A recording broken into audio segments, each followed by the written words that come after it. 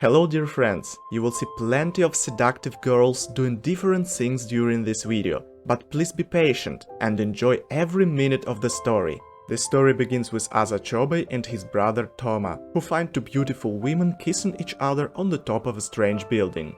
The blonde-haired woman wonders how the Soshin or monsters allowed the humans to get this far. Chobe is going to guard against these women, since he believes that they are not humans but monsters. The pink-haired woman offers the visitors to come over and fool around with them. However, the blonde woman reprimands her friend for being gross. She shifts into a man and wants to kill unexpected visitors for ruining his day.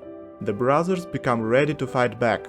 Looking at the ruined village, Shinobi Gabimaru wonders if the people in this area are either friend or enemy. Shinobi is a skilled mercenary who is hired to carry out missions that involve assassinations and covert operations.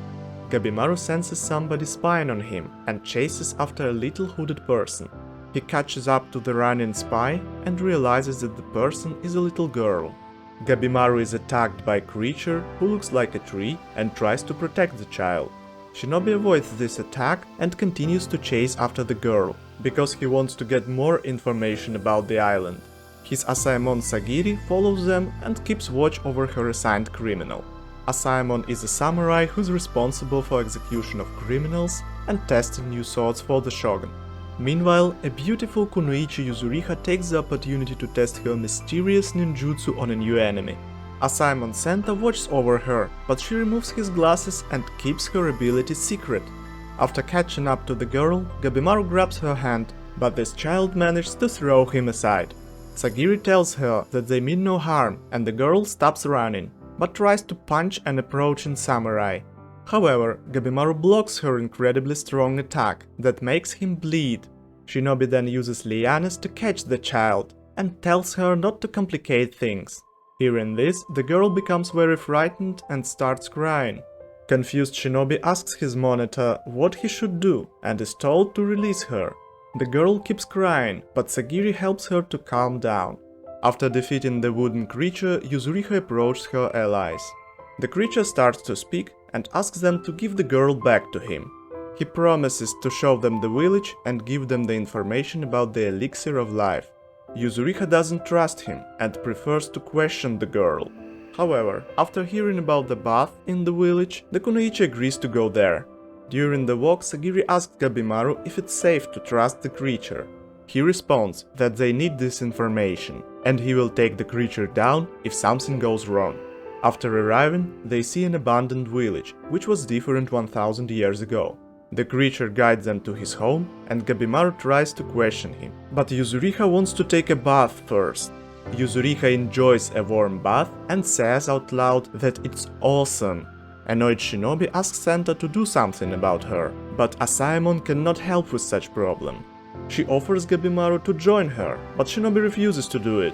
However, Sagiri have to watch over Yuzuriha and gets into the bath, but she cannot resist a warm water and forgets about her responsibilities. After receiving wash clothes from the girl, Sagiri thanks her and realizes that she probably can't speak. Senta is very hungry, but Gabimaru warns him not to eat or drink anything until they have more information about this place. Anyway, the creature serves them various fruits and the visitor starts to eat.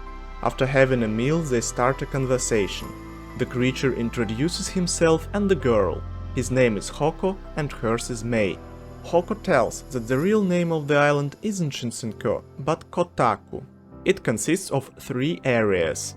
The shore and woods are Eishu, the village is located in Hojo, and the central area of the island is Horai, where the elixir of life, aka Tan, is kept.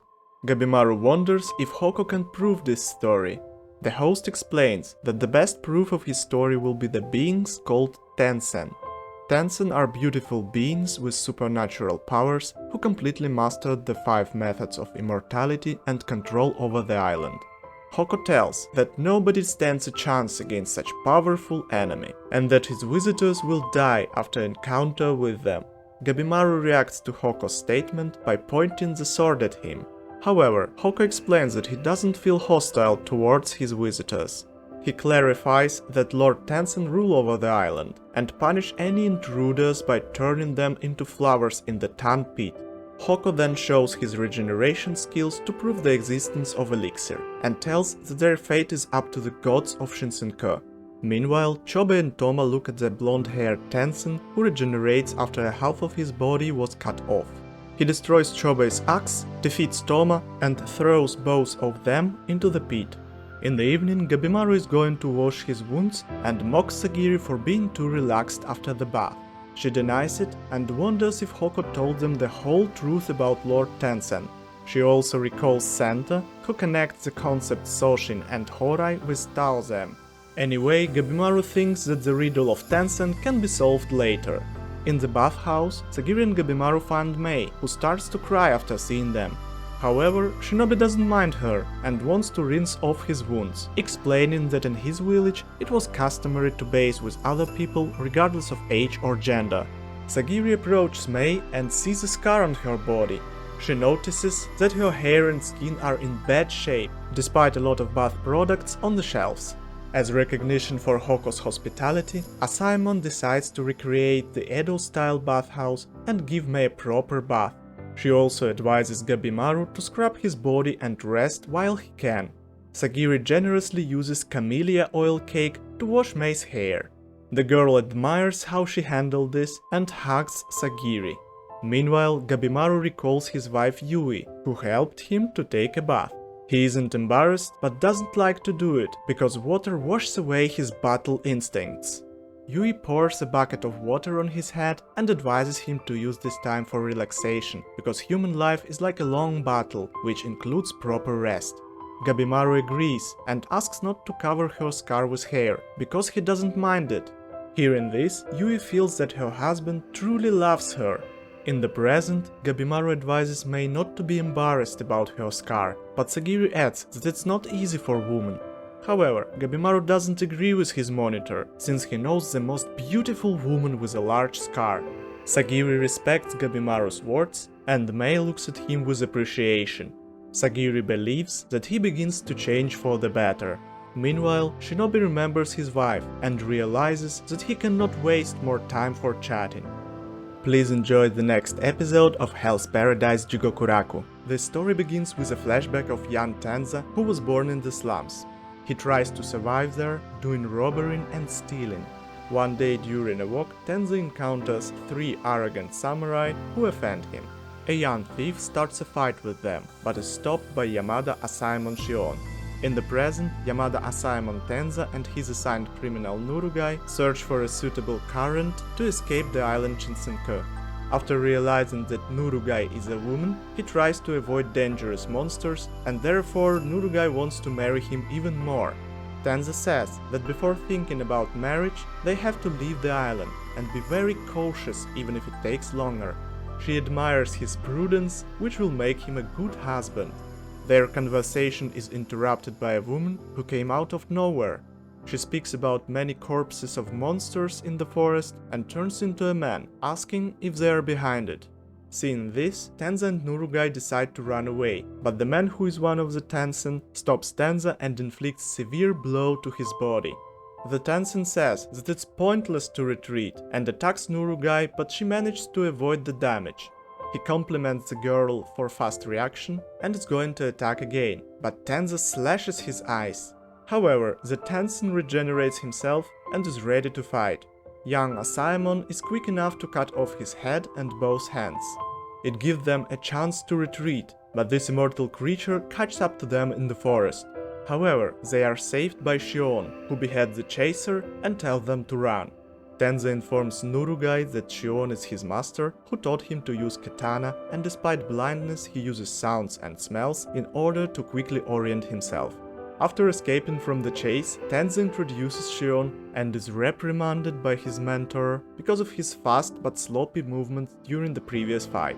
However, they are very happy to see each other again. Tenza wonders why his teacher didn't leave the island. Shion explains that after finding a suitable current, he had to retreat or seeking more allies because something he felt there could not be defeated on his own. Tenza wants to join his mentor, but Shion points his katana at Nurugai and asks why his student violates the orders of Yamada clan and protects his assigned criminal. He also adds that he had to execute his criminal Akaginu, who tried to seduce him. Tenza explains that Nurugai is innocent and deserves to have somebody who will take care of her, as much as kind master Shion took care of homeless scoundrel. The teacher is impressed by his students' words and puts his katana away, but warns them that her further violation of the rules will be punished accordingly. Tenza is very surprised because Shion could understand that Nurugai is a girl. His teacher makes a joke that he has a good eye for evaluating people. Nurugai feels safe and calls him a master, but Shion sees no need for this, because he didn't teach her anything. Experienced Asaemon warns both of them to be careful, because a very strong monster who is still not defeated, but Tenza believes that they can run from him again. However, they are suddenly attacked by the Tensen, who says it's not smart to underestimate her. Shion managed to save Tenza and Nurugai, but the Tensen inflicted a serious wound to his throat, trying to take off his head. Young Asaemon starts a fight with his enemy and cannot hit him even once, since his opponent has already learned his attacks. The annoyed Tensen is going to kill Tenza, who realizes that his injured teacher is not able to run now, therefore the monster should be eliminated. Tenza activates his ultimate ability, called Pounding Torrent, but the enemy dodges all his lightning blows and inflicts a terrible damage to Tenza's body. In his flashback, Tenza speaks to Shion in the dojo of Yamada clan. Young student wonders why his teacher took him from the slums. Shion responds that Tenza has a potential to become a great samurai, as well as Sakura-bud becomes a beautiful flower.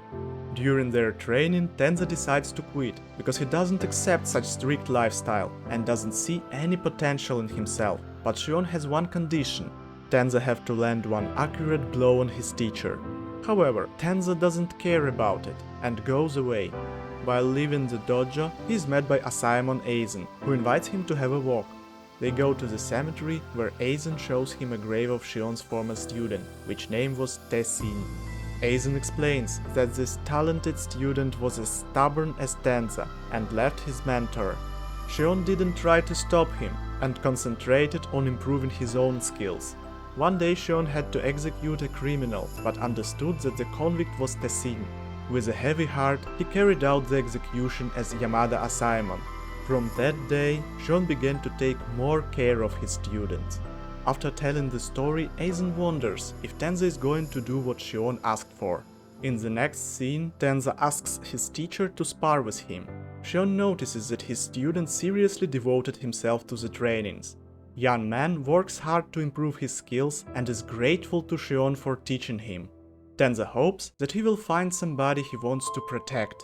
In the present, Tenza realizes that he cannot survive his wounds and decides to sacrifice himself for saving Nurugai and Shion. He attacks the Tensen with his bare hands and crushes his head. However, the monster laughs and hits his opponent with powerful energy coming from his palms. After severe injury, Tenza looks back trying to tell his friends to leave him behind. Nurugai wants to help him, but is stopped by Shion. He can't see his student, but feels what Tenza is unable to say because of damaged throat. In despair, Shion grabs crying Nurugai and runs away. Tenza is happy to see them escaping. He punches the enemy very hard and slashes his legs, but he dies, having a dream of his future, where he becomes a teacher in dojo and is married to Nurugai. Meanwhile, she blames Shion, but Asaemon explains that Tenza wasn't just a student, but brother to him, and saving them was his last wish. Shion promises to revenge at all costs. In the end of the story, young Tenza manages to hit Shion and asks his master to continue teaching him. Talented student found the best teacher. This video is based on a brand new supernatural anime, Hell's Paradise Jigokuraku. Release date April 1st, 2023. This dark fantasy anime is created by Studio Mappa and directed by Kaori Makita. If you enjoyed this video, please hit the thumbs up button and don't forget to subscribe for videos like this. Please comment this video and share it with your friends. Thank you very much for watching.